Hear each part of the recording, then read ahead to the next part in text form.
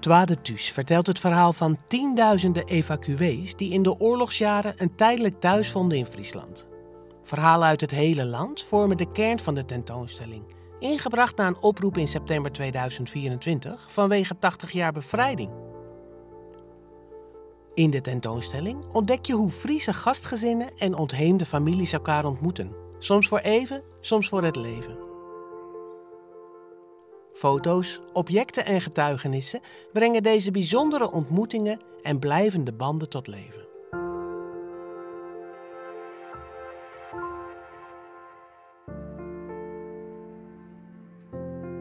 Om in Friesland te komen, moesten de evacuees vaak een dagenlange reis doorstaan, die door honger, dorst, kou en stank een ware hel was.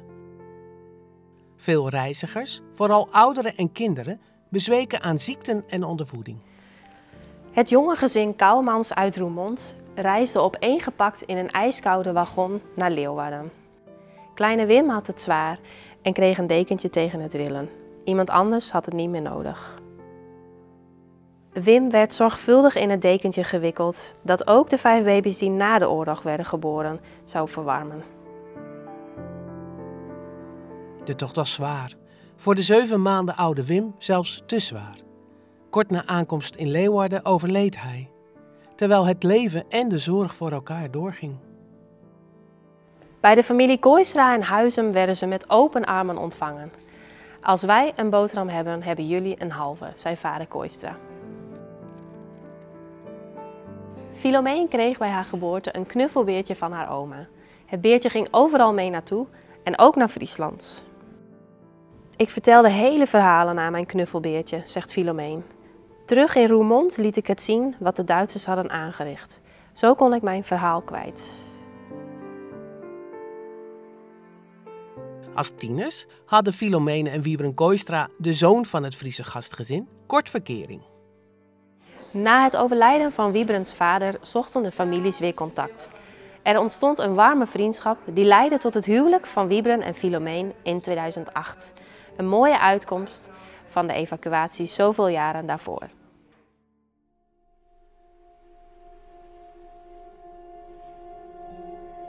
In september 1944 woedt de slag om Arnhem, waarbij de stad en omliggende dorpen het zwaar te verduren krijgen. De 12-jarige Marijke Seelen moet hals over kop weg uit Oosterbeek. De Tommies roepen, "We will be back." Maar niemand weet wanneer. Marijke zei hierover, binnen het uur moest ik met mijn zusje Hans, papa en mama weg zijn. Bagage kon niet mee, wij moesten achter op de fiets. Op 1 oktober komen ze aan bij familie in Sneek. Het leven in Friesland is eerst erg wennen. De nonnen waren erg onvriendelijk. Onze kleding deugde niet. Op de schipperschool ging het gelukkig beter. In haar poesiealbum schrijven haar vriendinnen Friese versjes. Later verhuisde het gezin naar het Altburger Weeshuis. Daar leidden haar ouders de opvang van 38 ondervoede kinderen uit Amsterdam. Het weeshuis krijgt de status ziekenhuis, waardoor er zo nu en dan extra eten beschikbaar is.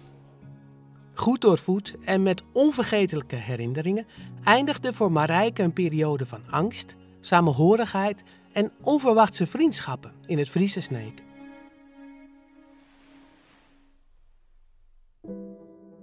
Veel ging goed, maar niet alles. In februari 1945 wordt Maria Pauline Curvers met haar man Giel en hun 2 kinderen vanuit Limburg naar Friesland geëvacueerd. Hun eerste onderkomen is een café in Bedaard, maar omdat het verzet daar regelmatig bij elkaar komt, is dat geen geschikte plek. En Maria zei daarover, we konden niet als gezin op 1 plek zitten. Zo werden we uit elkaar gehaald. Maria en de kinderen kwamen bij een boerenechtpaar terecht. Maar wat een veilige haven moest zijn, werd een huis van kilte en dreiging. Ze spraken vrijwel niet met me en als ze dat wel deden, dan snauwden ze me af in het Fries. Daar kwam bij dat de man een ongezonde belangstelling voor me had. De angst voor hem achtervolgde me mijn hele leven lang.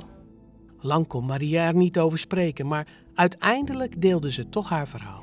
Ik heb het slechtste adres in heel Friesland gehad.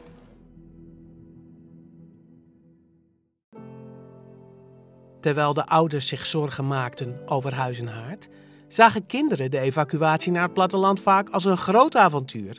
Spelenderwijs pasten zij zich aan het Friese leven. In 1942 werd begonnen met de bouw van de Atlantic Wall.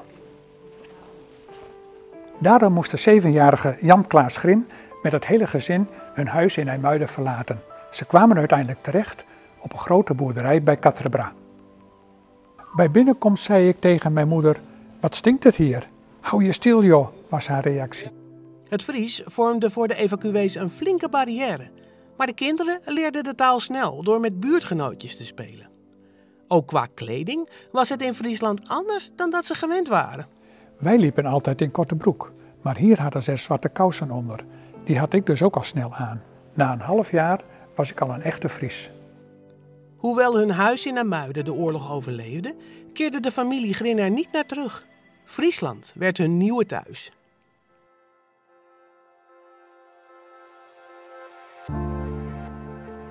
De tentoonstelling Toi de Thuis verbindt de persoonlijke verhalen van evacuees en hun Friese gastgezinnen. Het zijn herinneringen aan een tijd waarbij mensen elkaar meestal vonden en steunden, ondanks afstand en onbekendheid. Ze laten zien hoe ontmoetingen tijdens de oorlog vaak uitgroeiden tot blijvende banden en warme vriendschappen. Zo blijven deze verhalen een waardevolle erfenis voor volgende generaties.